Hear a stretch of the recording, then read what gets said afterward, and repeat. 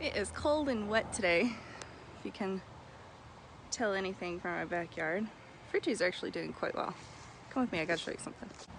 And it's not these absolutely gigantic swallowtail caterpillars. Oh, there's one hiding in there.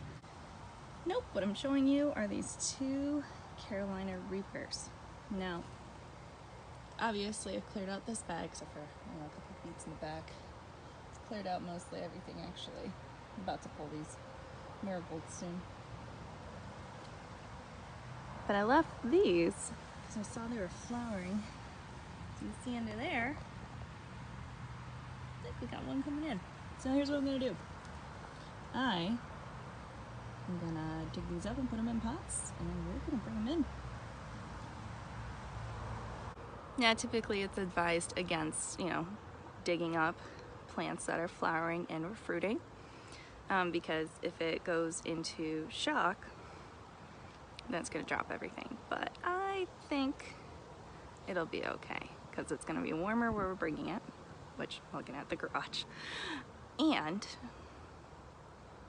with more light. And we're gonna start getting freezing temps soon.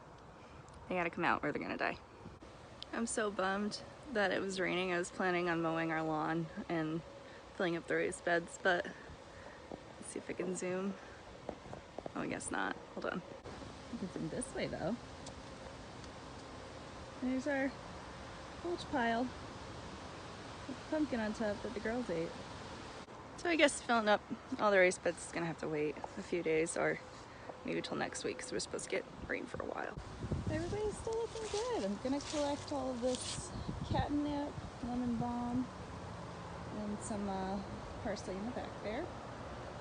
There's a little bit of marjoram, which I think I'm going to also take out and pot. But look at these beautiful cosmos. Oh, this marigold. It's so good. I'm not gonna go into too much detail about everything, but this is on my docket for today. So I'm not 100%, but I think these are the only pots I have. This is like a half a gallon.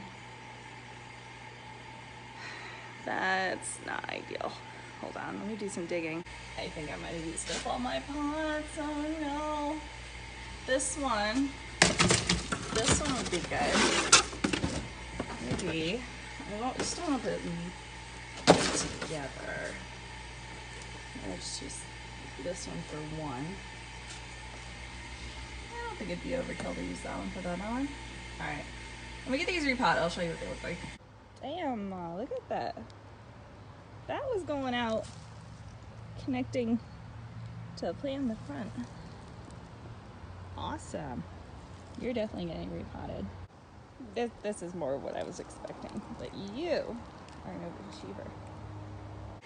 So I just decided to have a little transplanting party. I went outside, I snagged the sage, which is somehow still alive, the marjoram, and some lavender just to put in pots because, that makes sense, right? I know a lot of people are doing that right now, but I was really just fully gonna mulch them over, but I got the time because I can't mow today.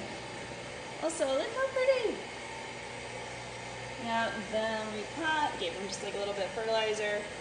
Once everybody is repotted, including another Carolina Reaper, some prickly pears that I started from seed from prickly pears I bought at a store to eat. Yeah, those are going in a container. And then I'm putting basil in there. I have some basil rooting inside. It's going in there. So far so good. I got the herbs together. I've separated the prickly pear cactuses without stabbing myself with the help of some pliers. Just very gently hold it in place. You don't want to, you could mark it if you wanted to, but I don't. Now I'm just going to use these to, prop them up and try to get them in the soil with also not stabbing myself. I'd call that a success. Didn't stab myself, got them all standing up. That's pretty good. If you're also someone with that innate compulsion to clone stuff pot it up to bring it inside and they can plant it out next spring. Can you explain that to me? Where does that come from? I'd like to know. This is inherently a characteristic. People have informed me about that. That's not like a normal thing. So if you know, please let me know. Or maybe it's just normal for gardeners. I don't know. Someone please explain it to me. I'm very curious. Now that doesn't mean I'm gonna stop. I specifically told Greg that I wasn't gonna clone any trees this year, and technically I didn't. Pepper trees, I didn't clone them, I just brought them inside. The rest of these aren't trees, so yeah. Now I gotta find a spot for all of these and put something in the rooster. Here's the crew. Potted up. Got some fertilizer, looking so nice. Now the herbs I'm going to be bringing inside with me, the cactuses, cacti, whatever, those are gonna go in the tent, as well as the peppers are another location for them. Here's some Genovese basil I tried to propagate inside. It has more leaves on it than when I brought it in, so I figure give it a shot here. It's obviously gonna grow out of there. We'll have to repot, but they look so good.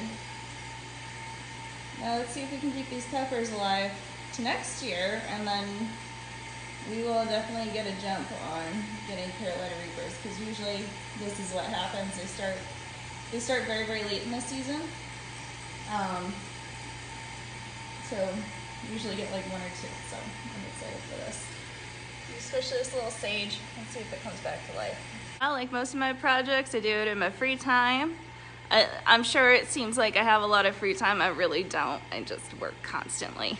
But I just started on, not unemployment, but being unemployed, taking a bit of a break before I get back out there. So I'm catching up on all of our fall cleanup tasks. The rain this week has posed a complication, but whatever. For tomorrow's YouTube video, I'll be giving you a garden tour, show you where everything's at right now, what we're gonna be working on, as well as an update from last week. Hope everyone's getting through this Monday, and enjoy the rest of your week. Bye.